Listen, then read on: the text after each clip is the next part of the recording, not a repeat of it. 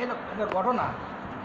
তো যথা সময়ে যথা নিয়মে যথা পদ্ধতিতে এই ভদ্রলোকেরা তিনজনেই 6 মাস চাকরি শেষ করে কমপ্লিট করে এখন কর্তৃপক্ষের কাছে দরখাস্ত করলো যে আমাদের চাকরি তুমি পার্মানেন্ট করে নাও, কিন্তু কর্তৃপক্ষ তার কথা কোনো কর্ণপাত করলো না।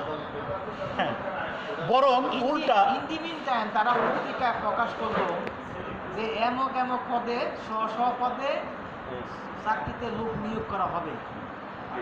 তো তারা এই পত্রিকা বিজ্ঞাপন দেখে তারা এখন অ্যাগ্রিড সংক্ষুব্ধ। তারা মানে আপনার কাছে আসলো, এখন আপনার প্রতিকার কি সুন্দর কোশ্চেন দেখছেন? হ্যাঁ, কি সুন্দর। এত সুন্দর কোশ্চেন যদি গবেষণা করে না পাইলে এটি বুঝবো না। এবং এটা কিন্তু পরীক্ষার হল এবং দ্রুতই বুঝতে হবে। আমার ক্ষুব্ধ কোন কথা বললাম, ওই যে পত্রিকায় যে সে বিজ্ঞাপন দিল ওইটাই আমার ক্ষুব্ধ। হ্যাঁ, ওইটাই আমার কষ্ট। জি মানত করেছি আমি বড় পীরের দরবারে, এমন করে যাব আমি দেহলির মাজারে ধন্য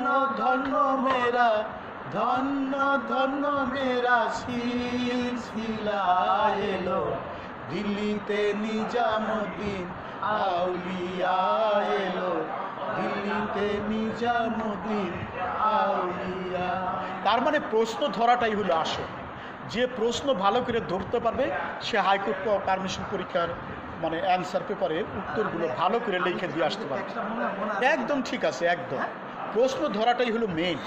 এবার আসেন আওতা কি? প্রশ্ন ধরাটা আওতা হলো এক্স ওয়াই এন্ড জেড কিংবা এক্স ওয়াই দুইজন কলেজের চাকরি পাইছে, একজনের ডেমনস্ট্রেটর, একজন লেকচারার। জি যথা সময়ে তারা আবার প্রমোশনও পাইল, লেকচারার থেকে অ্যাসোসিয়েট প্রফেসর, আর ডেমনস্ট্রেটর থেকে লেকচারার। তাদেরকে বিধিবিধান মতো বেতনও দিয়ে দিতেছে, সরকারিকরণও হয়েছে, 2018 বিধিমালা হয়েছে। এখন তাদেরকে বলতেছে যে তোমরা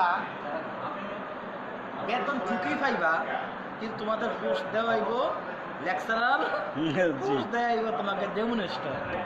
তো হ্যাঁ না, আমার বেতনের কাম না, আমার সম্মান থাকতেই হবে। না, বেতন ওই পদ অনুযায়ী পাবে, বা কিন্তু সমান পদই পাবে, একবার সমস্যা নেই।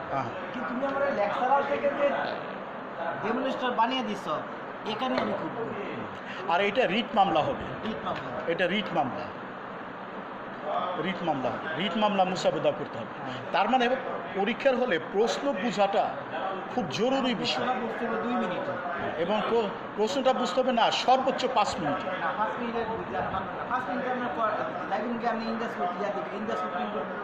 না, এটা কথা ঠিক আছে, না কথা রাইট। না, আমি লেকচার দিই আর কি, যে সর্বোচ্চ 5 মিনিটে বুঝতে হবে, এর বেশি টাইম নেওয়া যাবে না। আমি এক গুরুর কাছে শপথ নিয়েছি, এই 6টা কোশ্চেন 24 সালে 6টা কোশ্চেন যদি তোমরা 1.5 ঘন্টায় লিখতে পারো, 6টা কোশ্চেন 1.5 ঘন্টা, কয় মিনিট করে? এক একটা কয় মিনিট? অ্যানসার না, এক একটা কয় মিনিট?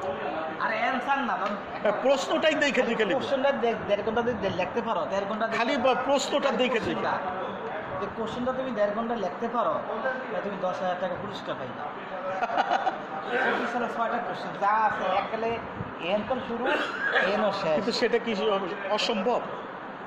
আমি লিখে দেন, দরকার তো নাই, আবার তো দরকার নেই, 10,000 টাকা পাইবেন,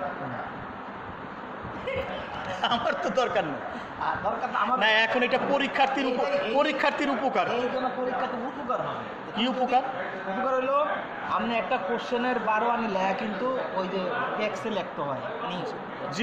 হ্যাঁ, এইটা সবচেয়ে মানে এই প্রশ্ন দেখে লেখার উপকারিতা হলো একটা প্রশ্ন থেকেই 70% তথ্য জিনিস মানে ড্রাফটে লিখতে হয়।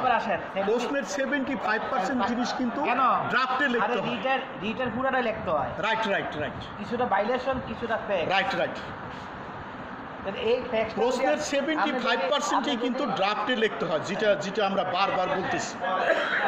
সুতরাং প্রশ্নটা দেখে লেখাটাও বিরাট একটা উপকার। এই যে আমরা